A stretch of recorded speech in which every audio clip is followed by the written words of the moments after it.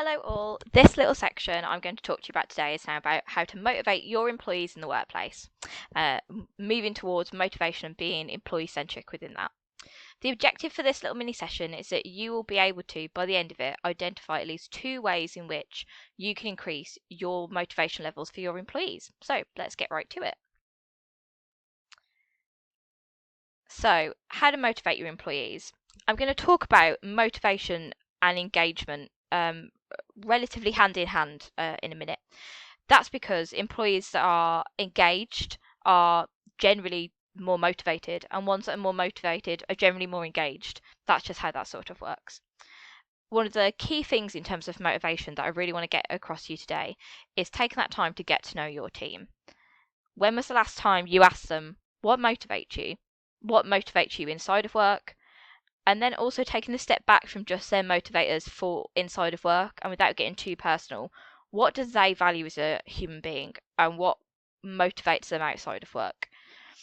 Getting to know just not what makes your employee tick in terms of your workplace, but also what they're interested in outside of work can actually be really valuable.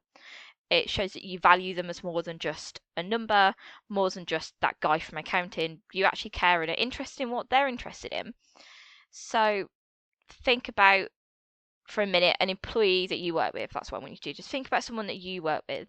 Someone that you've worked with for more than 6 months and someone who you classify as a colleague. You don't classify them necessarily as a friend, but they are someone you work with.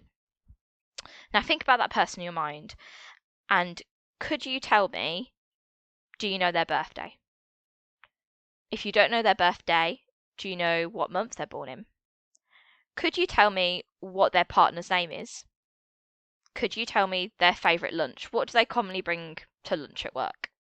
Do they drink tea? Do they drink coffee? Now think about those questions I've just asked you. None of them are particularly earth-shattering. And how far could you answer them? And how many people in your workplace could you answer them for? And then think about how much you value and know your employees and how much of an effort you make to get to know them.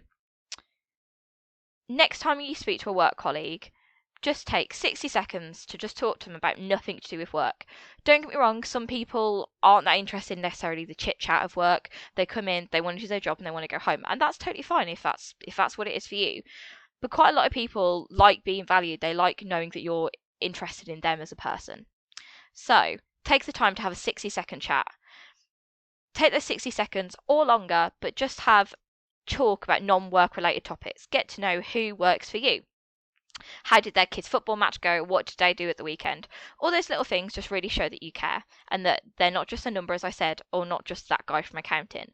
You might also find asking these questions actually really benefits you.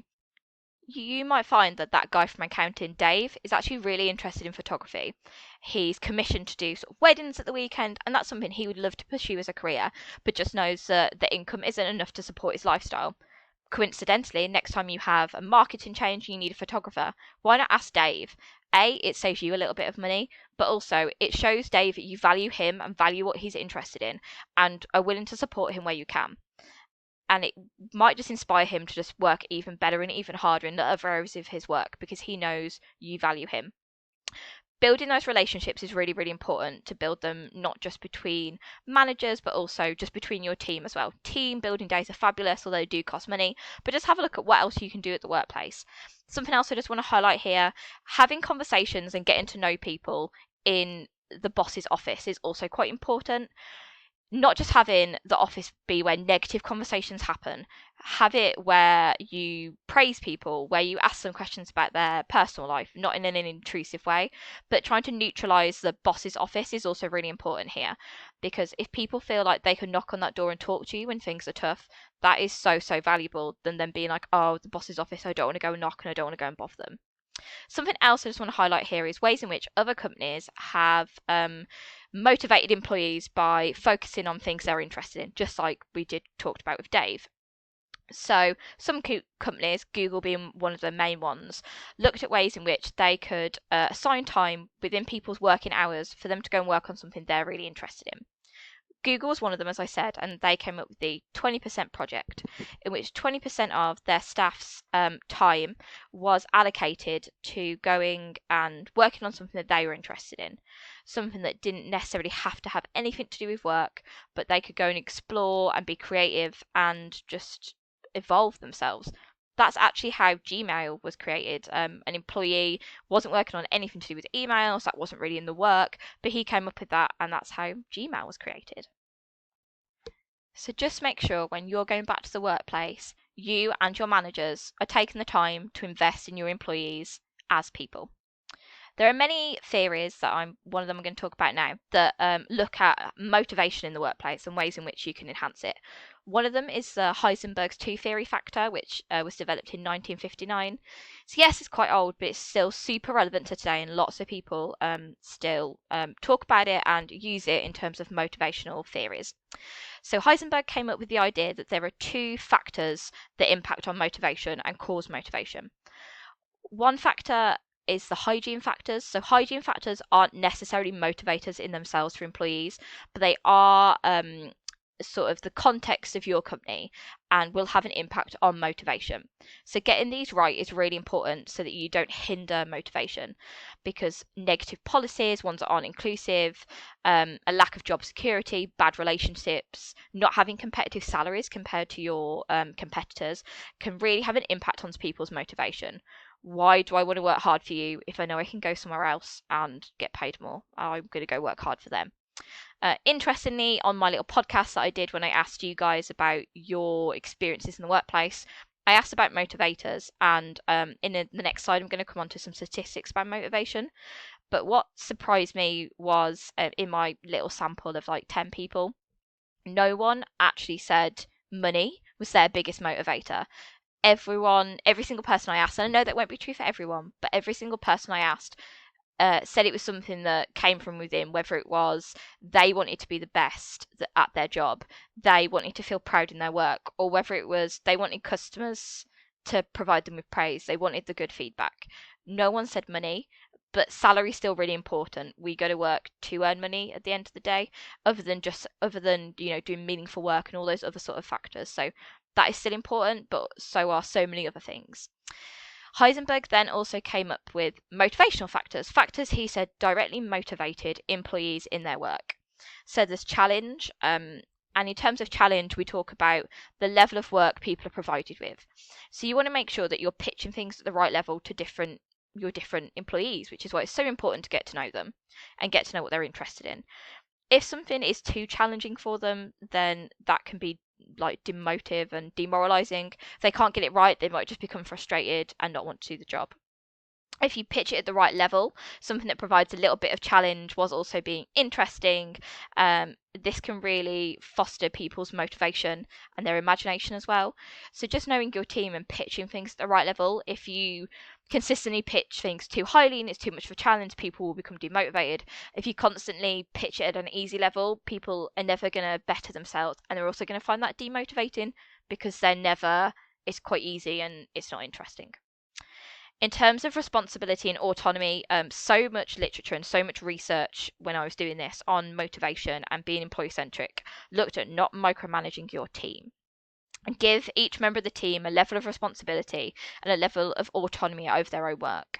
Not only will it make it more engaging for them, because it will be that little project or that little report will be theirs, but it just creates a level of ownership within the business, which is really, really valuable.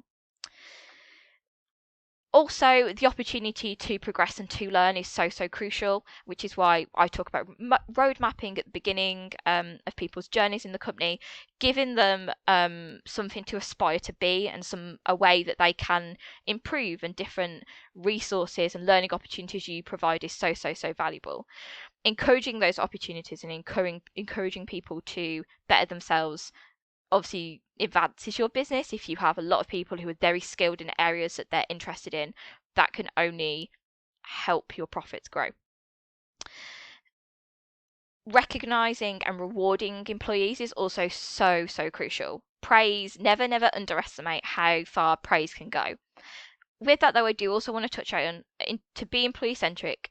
and looking at your employees as humans, you need to recognize that people will make mistakes, and you need to foster an environment where people can come to you and talk about their mistakes, and you also talk about your mistakes maybe as management quite openly, so that people know it's okay to make mistakes. You just need to know that when you make them, you need to sort of own up to them, and that you will be supported in that and supported to make a change and make a difference. So all of those motivational factors, have a look in your workplace at what level you do each one. Are you pitching things at the right level to the right people? Are there clear opportunities where learning and development can take place? I'll come on to learning and development a bit more in a minute, as I will with rewards. But yeah, it's not just about money. There's many other ways that you can motivate your employees, and just go and have a look at those. And I'll cover a lot more of those in a couple of my other sessions as well. So please do look at those. Finally, I just wanted to talk to you about sort of the statistics on motivation. I've put a link here so you can click onto this link on the sort of non-live version of it, and go and have a look at this article around statistics and motivation. Here you can see that actually the biggest motivator for people was peer motivation. So it was their other colleagues doing a good job, having a good relationships, all those different sorts of things. So having a team that you're not always going to get on with the people you work with, and I'm not saying only hire people, because that's also very not conducive. Hire people that you know will get on, and also can open you up to lots of potential issues. But harnessing a good team and good communication is really, really important, and knowing and creating that culture where people can fail and it's okay and you will be supported. Doing good is also something else that really motivated people. Doing a good job. People that are encouraged, so as I said, praise, never underestimate please and thank you, and giving people praise. If you look at actually some of the lower motivating factors, it was having a good manager, although quite commonly people do leave due to having bad management. But as I said earlier, there was a case where I did not know the manager, no idea what they were doing with their life, but everyone else around me, and the fact I love my job, I love what I did, I was very supported by other people to some degree, and I was lucky in the fact I didn't have any issues that I did need to go and talk to them about. But that's what kept me there, not particularly that manager. And money and benefits is actually super low. It's only 7%. So do have good benefits that will definitely attract people. But that wasn't one of the motivating factors. It was many other things like growing at work and all those sorts of things. So yeah, just wanted to show you that because I think that's quite interesting. So I just want you to have a bit of time to reflect now and just think about our learning objective earlier.